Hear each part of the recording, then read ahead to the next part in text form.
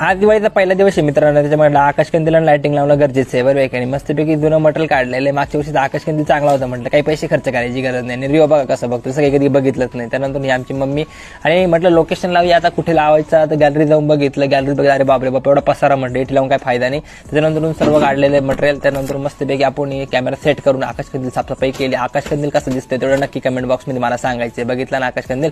त्यानंतर लाइटिंगची गुत्तमत काढली आणि लाइटिंग पण सेट करून टाकली. लाइटिंग एकदम भारी लावली, डबल टेपचा वापर करून. आणि आकाशकंदील हातवरती करतात काय मित्र, हातच पुरत नाही माझा. भिंतीवरती चढलो, भिंतीवरती प्रयत्न केला, हो चान्सेस आहे केला तर. त्यानंतर मिल्क बार सापडले बाई, खाऊन तो एकच नंबर मजा वाटली, एकच नंबर.